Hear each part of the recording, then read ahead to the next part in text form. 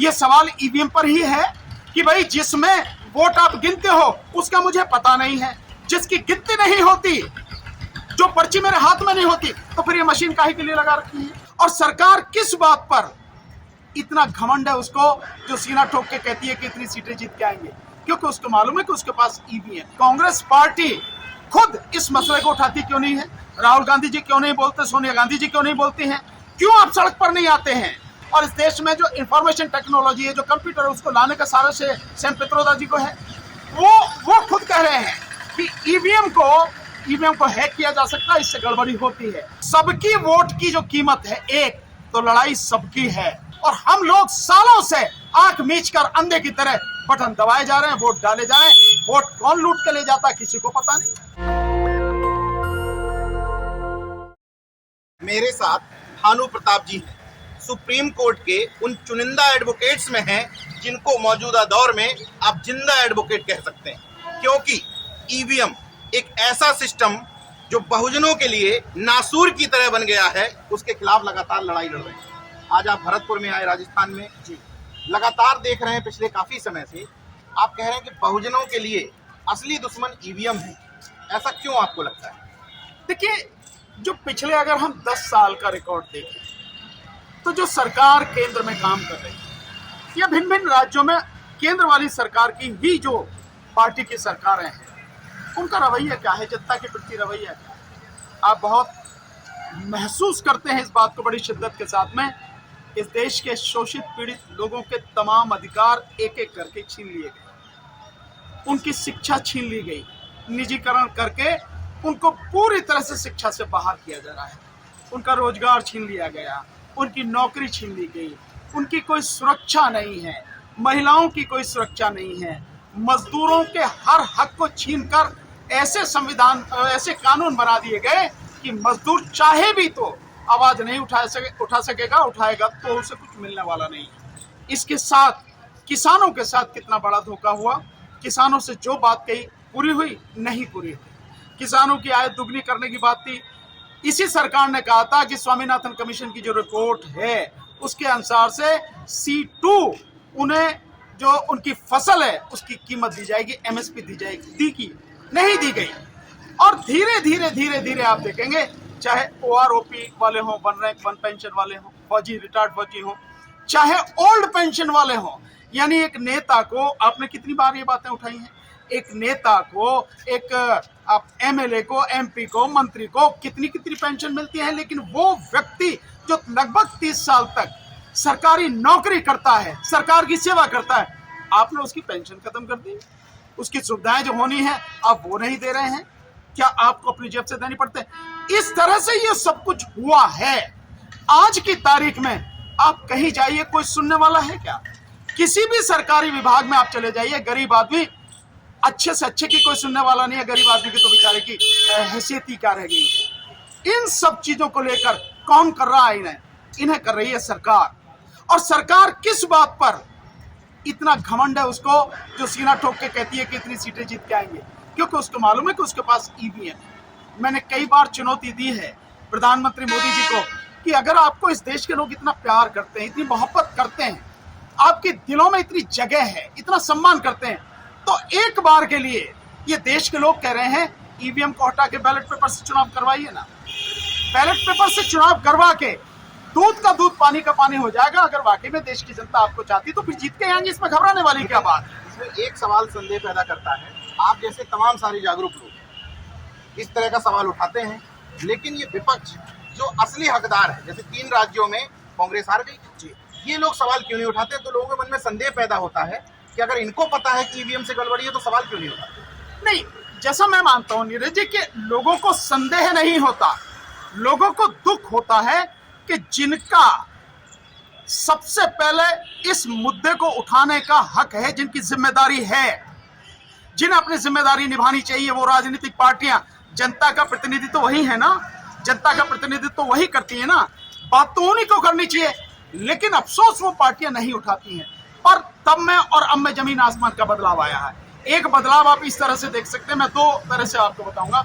एक बदलाव ये है कि जो इंडिया गठबंधन के नाम से 28-29 पार्टियों का एक गठबंधन बना है, अभी 19 दिसंबर को दिल्ली में जो उनकी अपनी मीटिंग हुई है, उस मीटिंग के बाद में सबने मिलकर पूर्ण सहमति के साथ एक लेटर लिखा है इलेक्शन कमीशन को, और उन्होंने कहा है कि जो चुनाव आप ईवीएम से करा रहे हैं उसमें वीवीपैट की जो मशीन है जिसमें पर्ची दिखती है, इंतजाम यह होना चाहिए कि पर्ची मतदाता को केवल दिखे नहीं, वो पर्ची निकल के उसके हाथ में दी जाए और वो हाथ में देख के कि हाँ मैंने जिस कैंडिडेट को और जिस पार्टी को वोट डाली है मेरी वोट उसी को गई है, क्योंकि वोट तो असली रूप में वही है ना, वो वोट उसके हाथ में मिले और देन उसके बाद में उस पर्ची को वो बैलेट बॉक्स में डाले और उसकी गिनती कराइए। और इसके लिए जो है उन्होंने इलेक्शन कमीशन से मिलने का समय मांगा, हालांकि उसने समय नहीं दिया। उसकी हठ धर्मिता देखिए, उसका अहंकार देखिए। लेकिन ये तो कम से कम हुआ कि मुख्य विपक्षी पार्टियां जो है उन्होंने मिलकर एक कदम आगे तो बढ़ाया। ये सवाल ईवीएम पर ही है कि भाई जिसमें वोट आप गिनते हो उसका मुझे पता नहीं है, जिसकी गिनती नहीं होती, जो पर्ची मेरे हाथ में नहीं होती, तो फिर ये मशीन काहे के लिए लगा रखी है, क्यों कर रखी है? इतना महत्वपूर्ण मसला है कि सड़कों पे क्यों नहीं उतरते? अब लेटर लिखने खेल रहे हैं। नहीं, मैं आपकी बात मानता हूँ। देखिए, मैंने अभी एक मीटिंग हुई थी, उसमें दिग्विजय सिंह मिल गए, कांग्रेस के बड़े नेता हैं, मुख्यमंत्री रहे मध्य प्रदेश के। मैंने उनसे यही बात कही कि कांग्रेस पार्टी खुद इस मसले को उठाती क्यों नहीं है? राहुल गांधी जी क्यों नहीं बोलते? सोनिया गांधी जी क्यों नहीं बोलती हैं? खड़गे साहब ईवीएम पर क्यों सवाल नहीं उठाते हैं? क्यों आप सड़क पर नहीं आते हैं? और आप न केवल बड़ी पार्टी हैं, आपको 12 करोड़ वोट मिला है पूरे देश में पिछले लोकसभा चुनाव में, आप इंडिया गठबंधन को लीड कर रहे हैं, तो आप इंडिया गठबंधन में ये प्रस्ताव पास करा के और सबको सड़कों पर आइए। और मैं समझता हूं तो आ ही जाना चाहिए। जब सेम पित्रोदा, जो राहुल गांधी जी के पिता राजीव गांधी के तकनीकी सलाहकार रहे, इंजीनियर हैं बड़े, और इस देश में जो इंफॉर्मेशन टेक्नोलॉजी है, जो कंप्यूटर है, उसको लाने का सारा श्रेय सेम पित्रोदा जी को है। वो खुद कह रहे हैं कि ईवीएम को हैक किया जा सकता है, इससे गड़बड़ी होती है। और वो कह रहे हैं कि विपक्ष को ईवीएम को मसले को लेकर सड़क पर उतरना चाहिए और ईवीएम से चुनाव का बहिष्कार करना चाहिए। इतनी तरफ से सारी बात हो रही है। और केवल ये नहीं है, एक और उदाहरण मैं बताता हूं कि देश की जनता में किस तरह से ईवीएम के खिलाफ लगातार रोष बढ़ता चला जा रहा है। अभी एक रिपोर्ट आई है, हालांकि 2021 में वो कमीशन बना था और वो जनता का कमीशन था जिसका नाम था सिटीजन कमीशन ऑन इलेक्शन। उसमें जो उन सारे जो सुप्रीम कोर्ट के जजेस हैं, retired justice Madan B Lokur, उनकी अध्यक्षता में वो पूरा कमीशन बना। और 2019 के बाद के जो चुनाव हुए हैं, 19 और 19 के बाद के, बाकायदा उनके विषय में उन्होंने ईवीएम वगैरह सारे विषय में रिसर्च की है और कमीशन ने अपनी रिपोर्ट इलेक्शन कमीशन को दी है। आप देखिए नीरज जी, उस पर 6,500 यानी 6,500 जो इस देश के क्रीम है, ब्रेन है, दिमाग है, उसमें रिटायर्ड सुप्रीम कोर्ट के जजेस, हाई कोर्ट के जजेस, professors, advocates, supreme court, high courts के एडवोकेट, सामाजिक कार्यकर्ता, डॉक्टर्स, इंजीनियर्स, सेना के अधिकारी, सामाजिक, मतलब इतने ब्रिलियंट लोग हैं। उन 6,500 लोगों ने इस आयोग की जो रिपोर्ट है उसको इलेक्शन कमीशन को दिया, उससे समय मांगा। लेकिन इलेक्शन कमीशन की तानाशाही और उसकी हठ धर्मिता देखिए कि जनता के नुमाइंदे जिनका वो नौकर है इलेक्शन कमीशन, उनको मिलने का समय नहीं दे रहा। इसका मतलब कुछ गड़बड़ है। निश्चित रूप से गड़बड़ है। पर देखिए, इलेक्शन कमीशन ने जिस समय ये बात हुई थी कि भाई आओ, जो भी आए, जो हैक कर सकता है, हम ये मशीन है इसको हैक करके दिखाओ, उसके बाद में इलेक्शन कमीशन ने एक लेटर लिखा, उसमें नीचे 2 लाइन लिखी। उसने कहा कि इलेक्शन कमीशन इस देश की जनता का आह्वान करता है कि इस देश की जनता, इस देश में इलेक्शन साफ सुथरा हो, निष्पक्ष हो, पारदर्शी हो, उसके लिए जागरूक रहे। अगर आप ये कह रहे हो कि जागरूक रहे, तो इस देश की जागरूक जनता, जागरूक लोग आपसे कह रहे हैं ना कि ईवीएम में गड़बड़ी हो रही है, आप मिलने का समय दीजिए, वो आपको बताएंगे, तो आप मिलने का समय क्यों नहीं दे रहे हैं? ये जो सारी चीजें हैं, ये इस बात को सिद्ध करते हैं। और इलेक्शन कमीशन का बहुत सिंपल सा एक काम है। इलेक्शन कमीशन अगर नियुक्त, बेशक आज की तारीख में तो हो रही है, जो सुप्रीम कोर्ट ने जजमेंट दिया था कि इलेक्शन कमीशन को नियुक्त करने के लिए 3 लोगों का पैनल हो, जिसमें प्रधानमंत्री हो, नेता विपक्ष हो और साथ में सुप्रीम कोर्ट के चीफ जस्टिस हो। सरकार ने कानून लाकर उसको बदल दिया। चीफ जस्टिस की जगह सरकार का ही एक नुमाइंदा जो केंद्रीय मंत्री है, उसी में से एक लाके बिठा दो। इसका मतलब यह है कि सरकार जिसको चाहे चुन लेगी। बावजूद उसके मैं कह रहा हूं कि अगर ये व्यवस्था भी है इलेक्शन कमीशन को चुनने की, तब भी इलेक्शन कमीशन को संविधान के अनुच्छेद 324 में सब उसका जो सब अनुच्छेद, उप अनुच्छेद है 5, उसमें इतनी ताकत दी गई है चुनेगी सरकार लेकिन हटा नहीं सकेगी। हटाने की प्रक्रिया है जैसे सुप्रीम कोर्ट के जजेस को हटाया जाता है महाभियोग से, इंपीचमेंट से, और साथ में पूरा जब वो जिस दिन बन जाएगा चीफ इलेक्शन कमीशन या इलेक्शन कमीशन, जब तक उस पद पर रहेगा ना तो उसका कार्यकाल कम किया जा सकता है, ना ही उसको मिलने वाली सुविधाएं, ना ही उनका वेतन कम किया जा सकता। संविधान में इतना संरक्षण है और ये सिर्फ इसलिए है कि इलेक्शन कमीशन स्वतंत्र होकर अपना काम कर सके और देश में स्वतंत्र, निष्पक्ष और पारदर्शी चुनाव करा सके। पर अगर कोई व्यक्ति मानसिक रूप से गुलाम ही हो जाए तो आप उसे कितनी ताकत देती है, वो गुलामी करेगा। मन से आपने कहा कि 6 जनवरी को आह्वान किया लोगों ने। जी, 6 जनवरी से क्या आंदोलन शुरू करने का? देखिए 6 जनवरी से दिल्ली में जंतर मंतर पर 12 बजे हम लोग ईवीएम के खिलाफ एक पहली शुरुआत अब कर रहे हैं इस बार। और ये इस बार की जो पहली शुरुआत है वहां पहली शुरुआत है, उसी दिन आगे का पूरा कार्यक्रम होगा जब तक इस देश से ईवीएम पूरी तरह से खत्म नहीं हो जाएगी। और देश भर के लोग आ रहे हैं, इसलिए सबसे मैं इसलिए कह रहा हूं कि ये लड़ाई केवल मेरी नहीं है, ये लड़ाई नीरज जी आपकी नहीं है, हम में से किसी साथी की अकेले की लड़ाई नहीं है, ये लड़ाई सबकी है। वोट सबकी है, आपकी भी है, मेरी भी है, आपकी भी, आपकी भी, आपकी भी है, सभी की है। और आपकी वोट की जितनी कीमत है वही मेरी वोट की कीमत है, वही राष्ट्रपति, उपराष्ट्रपति, प्रधानमंत्री और जजेस की वोट की कीमत है। तो सबकी वोट की जो कीमत है एक, तो लड़ाई सबकी है। और हमारा ये वोट डालने का जो अधिकार है ये सुरक्षित रहे।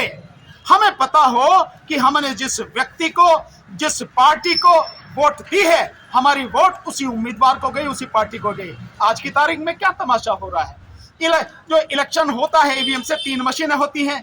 एक है जिस पर बटन दबाते हैं, बैलेट यूनिट, जिस पर बटन दबा के वोट दी जाती है। एक है कंट्रोलिंग यूनिट जिसमें कहा जाता है कि वोट इसमें जाएंगी, जिसकी गिनती होती है। एक है वीवीपैट जिसमें दिखाई जाती है 6 सेकंड के लिए कि भाई ये आपकी जो वोट है या नहीं है, और वो उसी में पर्ची गिन जाती है। जो आपकी वीवीपैट है जिसमें पर्ची गिनती है, उन पर्चियों की गिनती नहीं होती, और जिसमें हमें पता ही नहीं है कि हमारी वोट उसमें गई भी है, नहीं भी गई है, कहाँ गई है, किसको गई है, उसकी गिनती होती है। इससे बड़ा अंधेरा क्या होगा, इससे बड़ा अन्याय इस देश के वोटर के साथ क्या होगा।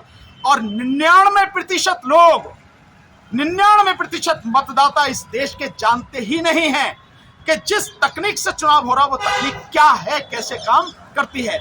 ना सुप्रीम कोर्ट के जज, ना हाई कोर्ट के जज, ना नीचे के जज, ना आईएएस ऑफिसर्स, ना आईपीएस ऑफिसर्स, ना क्लास 1 ऑफिसर, ना डॉक्टर, ना वकील, ना प्रोफेसर, ना पीएचडी करने वाले, ना डिग्रीधारी, कोई पढ़ा लिखा व्यक्ति नहीं जानता एक्सेप्ट सॉफ्टवेयर इंजीनियर। अनपढ़ क्या जानेंगे, आधी से अधिक आबादी तो देश की अनपढ़ है। उस माध्यम से हो रहा, और हम लोग सालों से आंख मीचकर अंधे की तरह बटन दबाए जा रहे हैं, वोट डाले जा रहे हैं। वोट कौन लूट के ले जाता है किसी को पता नहीं। इसलिए हम ये चाहते हैं कि चुनाव प्रक्रिया वो हो जिसको हर व्यक्ति जानता हो, अनपढ़ से अनपढ़ व्यक्ति जानता हो, अशिक्षित व्यक्ति जानता हो। और वो बैलेट पेपर से चुनाव के अलावा कुछ नहीं हो सकता। बैलेट पेपर से चुनाव हो, हर वोटर को पता होता है कि मुझे किसको डालनी है, वो उसी को डालता, उसी पर ठप्पा लगाता और तय बना के बैलेट बॉक्स में डाल देता। उससे पक्का हो जाता कि मैंने जिस कैंडिडेट को और जिस पार्टी को डालना था उसी को डाला है और मेरी वोट उसी में गिनी जाएगी। यहाँ तो बैठे बैठे दूर से ही इलेक्शन पूरा लूट लिया जाता। लोग कहते हैं कि नहीं हो सकती, अरे करोड़ों मील दूर। ये 3 राज्यों में चुनाव हुए, आपको लगता है कि गड़बड़ी है? 100%। आप देखिए, एक उदाहरण से आप समझ लेंगे, और उदाहरण बहुत सिंपल सा है कि जो 100 जो मध्य प्रदेश में, उसका उदाहरण देता हूं। मध्य प्रदेश में 230 विधानसभा सीटों पर जो पोस्टल बैलेट गिने गए, उन पोस्टल बैलेट में कांग्रेस 199 सीटों पर आ गई थी पोस्टल बैलेट में। तो कैसे ईवीएम की गिनती होने के बाद में बिल्कुल उलट हो गया और बीजेपी 164 सीटों पर जीत गई। और ये यहीं की बात नहीं है, आप और हम तो उत्तर प्रदेश से आते हैं। उत्तर प्रदेश का 2022 का चुनाव आपको मालूम है। 2022 के विधानसभा चुनाव में जिस समय पोस्टल बैलेट की गिनती हो रही थी, समाजवादी पार्टी 304 सीटों पर आ गई थी, और जब काउंटिंग उसकी ईवीएम के होकर आई, समाजवादी पार्टी का सुपड़ा साहब बीजेपी 250 से ज्यादा सीटें जीत के सरकार बना लेती है। इससे बड़ी कोई और बात होगी। और सबसे बड़ी बात यह है कि वोटिंग का पैटर्न, तरीका वो होना चाहिए, वो प्रक्रिया होनी चाहिए जो पूरी तरह से पारदर्शी हो, सबको समझ में आनी चाहिए, और वो बैलेट पेपर के अलावा नहीं हो सकती। मशीन से तो पता ही नहीं है क्या हो रहा क्या नहीं हो रहा। जाति लोगों में भी यही महसूस हुआ था। एक अंतिम सवाल, कि आपने कहा कि इस बार अगर चुनाव ईवीएम मशीन से होंगे तो क्या खतरा नजर आता है आपको? नहीं, बिल्कुल देखिए, खतरा सीधा जो वर्तमान सरकार है उस सरकार ने ये तय कर लिया है, तय नहीं कर लिया, अब कानून बना दिए। देश की संसद में 146 विपक्ष के सांसदों को बाहर निकाल के 3 महत्वपूर्ण कानून संसद में ले आई। एक, इस देश की दंड प्रक्रिया संहिता, एक इस देश की आईपीसी इंडियन पिनल कोड, ये तीसरा जो यहाँ की एविडेंस एक्ट, ये तीनों महत्वपूर्ण कानून है। इन कानूनों में पूरा बदलाव करके, और बदलाव भी इस स्तर तक किया है कि कोई व्यक्ति बोलने की हिम्मत करेगा उसके खिलाफ एफआईआर करा के बंद कर देंगे। यहां तक कि जजेस और पुलिस वाले भी अगर बोलने की कोशिश करेंगे तो उन्हें भी जेल में बंद कर दिया जाएगा, 7 साल की सजा है। ये व्यवस्था कर ली है, तो आम आदमी कैसे बोलेगा? तो आम आदमी बोल ना पाए, अपनी आवाज ना उठा पाए, ऐसे कानून बना लिए। इलेक्शन कमीशन जो करेगा कोई सवाल नहीं खड़ा कर सकता, इलेक्शन कमीशन के खिलाफ कोई नहीं बोल सकता। और साथ में अगर आर्थिक व्यवस्था पे आप बोलते हैं तो आर्थिक व्यवस्था पे बोलने के कारण आतंकवाद की धारा यूएपी आप पे लगेंगे। तो इस सरकार ने पूरा इंतजाम कर लिया। अभी तो लोकतंत्र है ना देश में, तब ये व्यवस्था है। और इसके बाद में अगर वो सरकार जीत के आ जाती है, मैं लिख के देता हूं आपको, इसके आने के बाद इस देश के तमाम लोगों के तमाम अधिकार छीन लिए जाएंगे। एक व्यक्ति इस देश में, देश का प्रधानमंत्री रात को 8 बजे आता है, कहता है कि भैया आज से नोट बंद। फिर वही व्यक्ति कुछ दिन बाद आता, कहता देश बंद। भैया पता नहीं है किस दिन वो व्यक्ति रात को 8 बजे आवे और कह दे वोट बंद, संविधान खत्म। सफेद दाढ़ी वाला आता है ना, एक निकल गए, वो 8 बजे आता है। तो ये जो स्थिति है मैं लिख के दे दूंगा। इसके बाद इस देश के लोगों के, जो नागरिकों के अधिकार हैं, वो अधिकार किसी सूरत में बचेंगे नहीं। इस देश में राजतंत्र की स्थापना होगी, जिसकी पूरी व्यवस्था कर ली है। और राजतंत्र थानों से चलता है, अदालतों से नहीं चलता। इसलिए देश के लोगों के अधिकार, उनका जीवन खतरे में है। ये ईवीएम के माध्यम से अगर चुनाव हुआ तो ये होगा, आप उन्हें हरा नहीं सकेंगे। और अभी से कह रहे हैं, आप इसको गंभीरता से नहीं लेते कि प्रधानमंत्री मोदी अपने कार्यकर्ताओं के बीच जाते हैं तो कहते हैं कि इस बार सारी सीट जीत के आएंगे। किस आधार पर कह रहे हैं वो सारी सीट जीत के आएंगे? देश में कोई कितना व्यक्ति कितना बढ़िया हो, कितने लोग उसको जो है मतलब पसंद करते हो, फिर भी सारी सीटें जीतने की बात। मैं कह रहा हूं ना कि अगर इतना ही विश्वास है कि आप सारी सीटें जीत जाएंगे तो आप एक बार बैलेट पेपर से चुनाव कराइए। दूध का दूध, पानी का पानी हो जाएगा। आपको लोग पसंद ही करते हैं, इतना चाहते हैं, आप इतने विख्यात हैं, तो बैलेट पेपर से चुनाव कराइए, जिसको सब जानते हैं। आप ही को वोट देंगे जब आपको पसंद करते हैं ना। लेकिन लोगों के मन में जो शंका है वो तो दूर हो जाएगी ना। दूध का दूध, पानी का पानी हो जाएगा। लेकिन मालूम है उन्हें किसी हालत में नहीं कराएंगे, क्योंकि अगर बैलेट पेपर से चुनाव हो गया 40 सीटें बीजेपी जीत नहीं पाएगी लोकसभा। नेशनल दस्तक की आपसे गुजारिश है कि अगर इसको बचाना चाहते हैं तो नेशनल दस्तक को सब्सक्राइब करने के लिए रेड कलर के सब्सक्राइब बटन को दबाएं, फिर बेल आइकन की घंटी दबाएं। नेशनल दस्तक को बचाने के लिए बहुत जरूरी है कि हर खबर को शेयर करें, लाइक करें, कमेंट जरूर करें।